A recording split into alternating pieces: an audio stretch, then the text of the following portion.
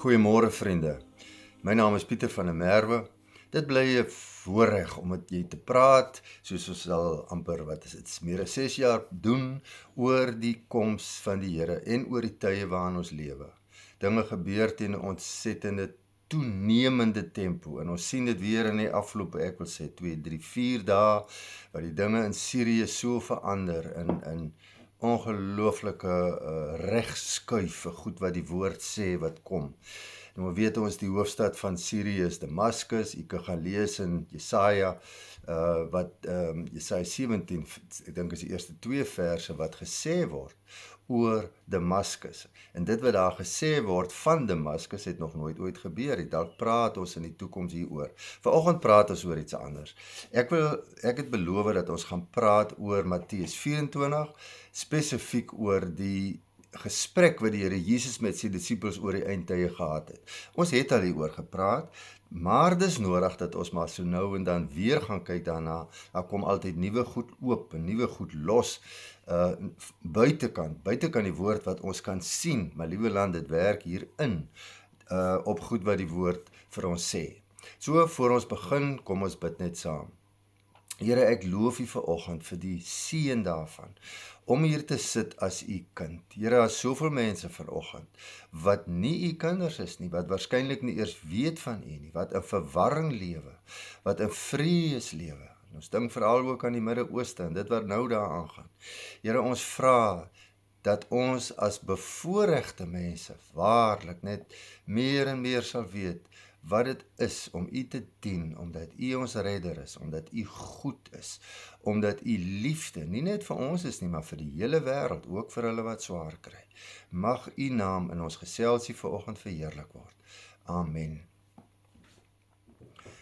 Ja, ek wil miskien ook net begin te sê, hierdie is die weg, dit is die logo wat ons gebruik vir hierdie geselsies, vir die van U wat nou die eerste keer inskakel. U kry dit op YouTube. Vriende, Matteus 24 het 'n baie besonderse agtergrond. Eintlik begin die hele ding van Matteus 24 al eintlik by, elemente daarvan, begin al by hoofstuk 21, maar daaroor later. Of dan nou by 'n volgende geleentheid. Ter agtergrond wil ek net dit sê, dat Matteus 24 is in die eerste plek gerig aan Jode. En die kerk vandag verstaan nie dit nie, en is so belangrik dat 'n mens dit deur daardie bril kyk, want daar gaan baie goed oop, en baie goed wat deesdae verwarring bring, word reggestel en word begrip, daar's begrip voor, daar's 'n nuwe kyk daarna, as ons dit verstaan. Nou Matteus 24 gaan later oor om met die wêreld in totaal en ook met die kerk te praat. Vandag gaan ons net praat oor wat vir die Jode gesê word, en dan by ons volgende geselsie gaan ons kyk wat word vir die kerk of vir die res van die wêreld gesê. So kom ons begin. Ons deel dit dus op in 2 episodes, en dan glo en hoop ek dit maak baie meer sin. Soos ek gesê het, hy praat hier met Israel, met die Jode. Hy is self 'n Jood, hier rondom is sy 12 vriende, die disippels, en hulle vra vir hom die vraag, wat aanleiding gee tot hierdie hele hoofstuk. Ons kan sê, as hy dan met die Jode praat, wat het dit met ons te doen? Vriende, dit is ongelooflik belangrik dat ons weet, want dan kan ons sien wat nou aangaan, is presies wat hier gesê word, en dat dit ook profeties is wat nou in Israel aangaan. Ons sê mos altyd vir mekaar, Israel is die uurglas. As ons na Israel kyk, dan kyk ons, wat sê die woord? Waar in die tyd is ons nou?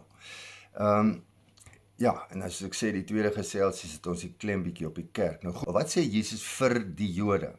Vers 1 en 2, ek wil so bietjie tyd spandeer op vers 1, 2 en 3.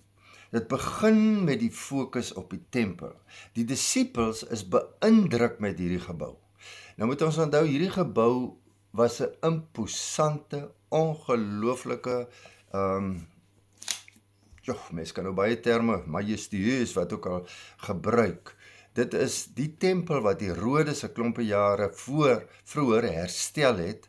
Dit het 10.000 man 8 jaar gekos om die tempel weer op te rig, soos hy nou daar lyk in die tyd van die Here Jesus. Die tempel wat herbou is die een wat Esra in sy tyd herstel het na die terugkom uit Babel uit. En dit was glo ek met hulle middele glad nie so 'n imposante gebou nie. Toe kom Herodes en hy doen nou hierdie indrukwekkende werk. Nou staan hulle voor hierdie tempel en die disippels noem dit vir hom, dat dit daarom 'n geweldige groot of 'n imposante gebou is. En dan sê Jesus, of dan sê die woord, Jesus verlaat die tempelterrein. Nou sê die slim mense, die Grieks vir hierdie verlaat, die werkwoord, het 'n betekenis in van ek het nie lus om weer terug te kom nie. So, jy hoor wat ek sê. Nou die woord sê ook vir ons, nie een klip sal op die ander staan nie, en dit het letterlik so gebeur, wat die Here Jesus vir hulle, dis sy reaksie op hulle verwysing na hierdie glorieuse gebou. Nie een klip sal op die ander staan nie. Dit het letterlik so gebeur, en as dit letterlik met die klippe gebeur het, hoeveel te meer sal dit nie gebeur ook met die ander profesieë nie. Ek kan vir ou lief het self die voorreg gehad om daar te staan. Al klippe wat daar nog in 'n muur is die fondasieklippe, die fondasie waarop die tempel gebou is. Maar die tempel is geen sprake meer nie. Ja, lê eintlik nog van daai goed lê daaronder. Die grootes, 'n mens kan nou verstaan dat die klippe deur die eeue weggedra was om ander bousels te maak. Vers 3 sê, wanneer sal die voorteken wees van sy koms? So van die hoofstuk verduidelik dan ons die wanneer. En hierna gaan ons nou kyk. Vers 4 tot 14, ek gaan sommer net so saamvat, word 'n hele klompie goed genoem. Nou moet ons weer onthou, hy praat met Jode. Hy praat van die moontlikheid van dwaalleringe. Hy praat van oorloë, en dan sê hy naby en ver. Wat bedoel naby? Naby Israel. Ons sien nou daarvan. Naby Israel en ver, ook in die res van die wêreld. Nou weet ons dat die oorloë, as dit nou die eindtye is, dan gaan ons meer en meer oorloë sien. Soos ons sien in Rusland en Oekraïne, en dat hierdie ding kan uitbrei. Ons het nou die afgelope week die dramatiese goed gesien wat in Syrië aan die gang is, en hoeveel lande daar betrokke is. Rusland is betrokke, Turkye is betrokke, Iran is betrokke. En interessant is dat hierdie drie wat ek nou genoem het, presies die drie hoofspelers is in die uiteindelike Esegiel 38 oorlog, waarvan ons ook gepraat het. En waarskynlik weer gaan praat. Nou ja, en dan noem hy die goed van die fisiese goed wat gebeur, moontlike oorloë wat al eintlik jare aan die gang is byvoorbeeld die ding van China en Taiwan, Suid-Korea, Noord-Korea en sovoorts. Goed, dan noem hy die hongersnode en die aardbewings spesifiek. Vriende, ons hoef daaroor niks van mekaar te sê nie. Die goed gebeur. Dit gebeur op 'n daaglikse vlak dwars oor die wêreld. En daar is 'n toename daarin. Ek wil eenetjie byvoeg wat die woord nou nie self vir ons sê nie, en dit is vloede. Weet jy, dis opmerklik hoeveel vloede, ek wil amper sê weekliks, vir ons aangegee word in jy weet, in nuusdekking of in YouTube beskrywings en so aan. Frankryk, suide van die land, die orkaan Morrison het chaos aangerig. Ek praat nou net van die afgelope jaar. Duitsland, die suide van Duitsland moes ontruim word op 'n stadium. Afghanistan, honderde dood of vermis in Mei maand. Indonesië, Sumatra, maart maand verjaar, dat op een stadium 300 mm in 6 uur geval. Nou dit is nie die enigste reën nie. Die reën het oor 'n langer tydperk gekom, maar in daai 6 uur het 300 mm geval. Dan VSA, Florida, Cyclone Helen, Spanje, 217 dood in 'n vloed wat in hierdie jaar daar was. Taiwan, 'n super tifoon wat ongelooflike skade aangebring het. Mali tot Sudan, waar is hulle? In die Sahara-woestyn. Vriende, ek het ligfoto's gesien, Sahara wat poele water het. Ongelooflike situasie wat daar ontstaan het. As dodelike vloede in Japan ook. Vriende, vers 7 sê, dit is nog net die begin van die swaar kry. Onthou nou, hy praat met die Jode. Dit is nog net die begin van die swaar kry. Hoekom sê hy dit? Want die Jode se swaar kry kom later. Dis reeds aan die gang. Ek bedoel, dis deur al die eeue aan die gang. Dis vandag aan die gang. Op hierdie dag wat ek nou met u praat, is dit aan die gang. Maar dit kom later. Die ware swaar kry wat beskrywe word in profesie, soos byvoorbeeld in Sagaria 13. Dan vers 9. Dan sal hulle julle arresteer, vervolg en doodmaak. Julle sal deur al die nasies gehaat word, omdat julle my mense is. 'n Kernvers in hierdie hoofstuk. Hulle sal julle arresteer, die Jode, vervolg en doodmaak. Julle, die Jode, sal deur al die nasies, hy maak die onderskeid hier tussen Jode en nasies, gehaat word, omdat julle my mense is. Dis die Here Jesus se siening. Ons kan nou sê, omdat hulle Jode is. En dit is presies wat voor ons oë gebeur. Nie meer as 'n jaar terug na daai inval in Israel, het die hele wêreld in 2 kampe verdeel. En dis nie 'n land hier en 'n ander land daar nie, dis in lande is daar 2 kampe. In Suid-Afrika is 2 kampe. Jy is vir Israel of jy is teen Israel. En hierdie goed gaan toeneem. Vers 10 tot 12.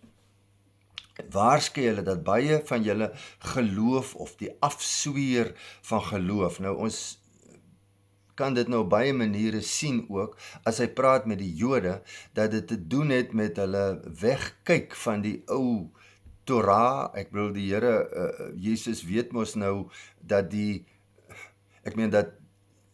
Jode eintlik die Nuwe Testament moet glo, maar hulle glo dit nie. So daar's 'n verloor of 'n afsweer van die geloof. En wat ek net hier wil bynoem, 'n mens moet nooit vergeet nie, die Jode, daar duisende Jode onder die prediking van die Here Jesus en van sy disippels tot bekering gekom. Op Pinksterdag alleen was daar 3000 bymekaar. Nou ja, dis net die wat daar was, en daarna het dit groter geword, en ek glo dat hy ook daarna verwys dat die liefde afkoel. Dan praat hy van mekaar uitlewer en haat. Vriende, hierdie ding sien ons vandag nog. Weet jy, daar is ongelooflike, veral miljonair, ek wil amper sê biljoenairs wat Jode is in Amerika, wat opstande finansier teen Jode onder andere, en dat hulle eie die land Israel haat om een of ander rede, omdat hulle self, glo ek, ook maar besete is deur die vyand van Israel. Vals profete, hulle sê die sonde neem toe, die liefde koel af, en hy praat met sy eie mense. Dan vers 14, ek lees dit vir u. Die goeie nuus van God se koninkryk moet eers in die hele wêreld aan al die nasies verkondig word voordat die einde kom.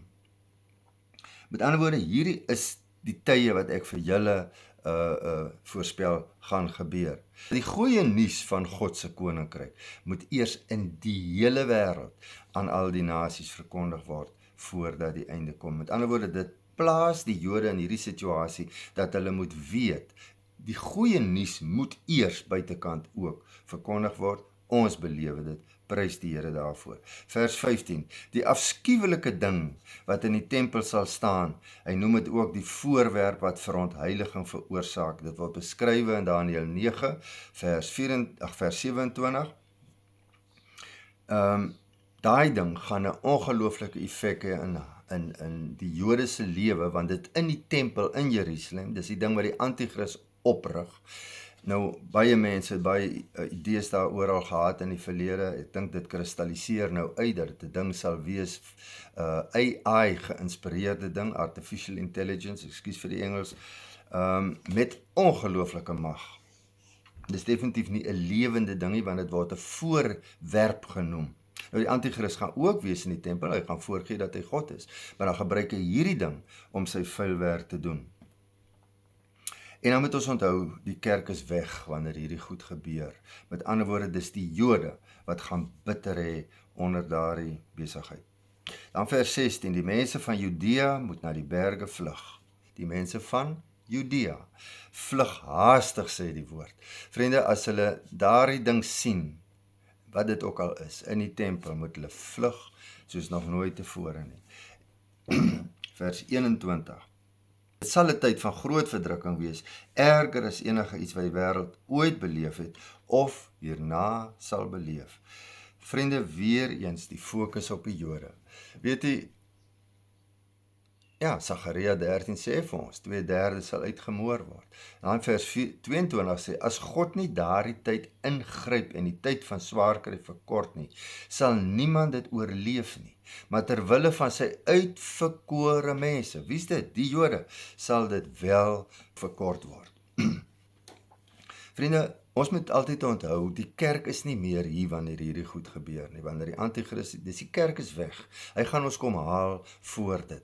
2 Tessalonisense 2 sê, hy sal nie geopenbaar word voordat die een wat teehou eers uit die weg geruim word nie. En sy praat van die een wat geopenbaar word, is die antichrist. Wie hou tee? Die Heilige Gees hou tee, die kinders van die Here hou tee, die gebede van gelowiges hou tee. Hulle word weggeneem en dan kom al die verwoesting. Die vals messiasse en profete, dis baie misleiding sal in Israel plaasvind. En die top hiervan, soos ek reeds gesê het, is uit die aard van die saak, die antichrist. Vers 29 beskryf hier goed wat na die tyd van swaar kry sal gebeur. Vriende, met ander woorde, wanneer is dit? Dit is die tyd net voor die Here Jesus kom, of selfs met sy koms. Hy noem 3 goed daar. Die kosmiese verskrikking, dis goed wat in die hemelruim gebeur, en eintlik is al hierdie goed in die hemelruim. Sterre val van die hemel, die son verdof, en ook die maan. En dan in vers 30, sal hulle my, die seun van die mens, wat met krag en groot heerlikheid op die wolke van die hemel kom. En dit word ook beskrywe in Openbaring 19, baie op dieselfde trant, net dit is 'n ongelooflike ding wat van die aarde af sigbaar sal word. Ek lees vir u vers 31. Ek sal my engele met die magtige klank van 'n basuin uitstuur, en hulle sal my uitverkorenes uit al 4 die windstreke bymekaar maak. Nou hierdie uitverkorenes, vriende, glo ek wys in die eerste plek na die Jode. Daar's nou, as ek my syfers reg is daarom maar iets soos net die helfte van die wêreldse Jode in Israel. So daar gaan miljoene nog oor die wêreld wees, maar ons moet ook nooit vergeet nie, die kerk is weg. Maar in die tyd van die groot verdrukking gaan daar miljoene mense tot bekering kom, wat nie Jode is nie, en wat dus ingedeel word of ingesluit word by hierdie uitverkorenes wat nog op aarde is. Nou, van mense wat in daardie tyd tot bekering kom, die woord is baie duidelik daaroor, Openbaring, dat hulle omtrent almal sal uitgemoor word, maar daar gaan verseker nog wees wat lewe. En ek glo ons kan hulle insluit by hierdie uitverkorenes, almal wat die Here Jesus aangeneem het in die tyd van die groot verdrukking. Nou moet 'n mens onthou, die Gees is weg, die Christene is weg, maar God in sy groot genade rig die 144.000 Jode op, mans, reg oor die wêreld, 12.000 uit elke stam, wat die evangelie gaan bring aan die wêreld in daardie tyd. En jy kan mos vir jouself dink, 144.000 God gestuurde, Heilige Gees vervulde manne, wat die evangelie bring, daar gaan 'n groot oes inkom, ook in die res van die wêreld, en verseker ook in Israel. Soos ek gesê het, volgende week gaan ons aan met die res. Vriende, ons leef in ongelooflike tye. Mens, ek is jammer dat ek nie altyd elke week deesdae kan opsit nie. Ons is aan die oes, dit gaan 'n bietjie rof, maar prys die Here dat ons nou met mekaar kon praat. En ek wil vra dat u ook maar vir ons bid. Ons bid vir julle, ons bid vir die kykers.